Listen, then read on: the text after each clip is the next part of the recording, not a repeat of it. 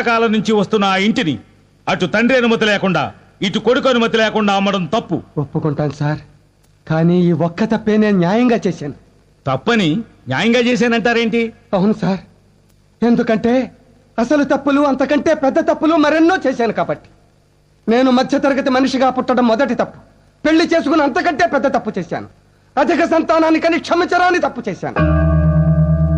నన్ను కని పెంచి పెద్ద చేసిన నా తండ్రికి కంటి ఆపరేషన్ చేయించకుండా బాధ పెట్టి గుడ్డివాణ్ణి చేసి దస్తావేజుల మీద సంతకాలు చేయించి కొడుకుగా తప్పు చేశాను.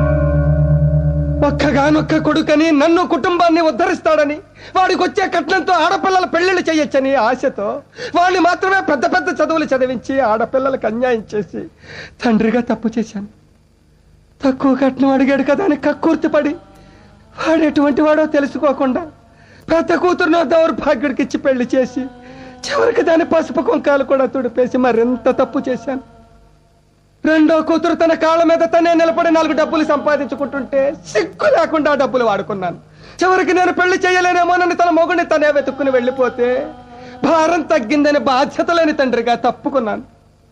ఫస్ట్ మార్కులతో స్కూల్ ఫస్ట్ తెచ్చుకున్న నా మూడో కూతుర్ని చదువు ఎక్కువైతే అంతకంటే ఎక్కువ చదువుకున్న మొగుడిని తేవాల్సి వస్తుందని చదువుకుంటాను నాన్న అని ఆశగా నోరు తెరిచి అడిగితే వద్దమ్మా అని నిర్దాక్షిణ్యంగా నోరు నొక్కేసి మరింత తప్పు చేశాను. కొడుకుగా తండ్రిగానే కాదు, చివరికి అన్నగా కూడా చెల్లెల్ని పట్టించుకోలేదు. తను తప్పు చేస్తే అడ్డుకోక మౌనంగా ఉండి తప్పు చేశాను. ఎన్ని భయంకరమైన తప్పులు చేశాను సార్. నేనే కాదు, మధ్యతరగతి కుటుంబంలో పుట్టిన ప్రతివాడు ఈ తప్పులే చేస్తున్నాడు.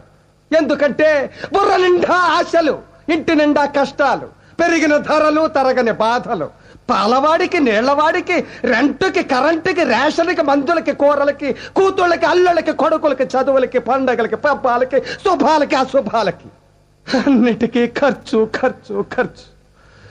తెల్లవారితే సమస్య, నోరు విప్పితే డబ్బు, అడుగు వేస్తే అప్పు. అన్నిటికీ సాకు 1వ తారీఖు. అది సర్వరోగ నివారిణి. 1వ తారీఖు అని 30 రోజులు ఎదురు చూస్తాను సార్. చివరికి అది ఇలా వచ్చి అలా వెళ్ళిపోతుంది. వరద బాధితులను ఆదుకోవడానికి హెలికాప్టర్ వచ్చి వెళ్ళిపోయినట్టు. 1వ తరగతి వాడికి 2వ తరగతి, 2వ తరగతి వాడికి 3వ తరగతి, ఇలా అన్ని తరగతుల వాళ్ళకి ఎదుగుదల ఉంటుంది. ఒక్క మధ్య తరగతి వాడికి మాత్రం ఎదుగుదల ఉండదు సార్. ఒక్కడు రెక్కలు ముక్కలు చేసుకుని సంపాదిస్తుంటే 10 మంది అడ్డగాడిలా కూర్చుని తినే దౌర్భాగ్య సాంప్రదాయం మారినంత వరకు మా మధ్య తరగతి కుటుంబాల కథ ఇంతే సార్. నా కష్టాలు ఏ దేవుడు తీర్చాడు కాబట్టి, నా తండ్రి కొడుకుల సమస్యలు నావిగా భావించాను కాబట్టి ఆ ఇల్లు కూడా నాది అనుకునే గత్యంతరం లేక అమ్మేశాను సార్. ఆ వచ్చిన డబ్బులో 1 రూపాయి కూడా నేను వాడుకోలేదు. 5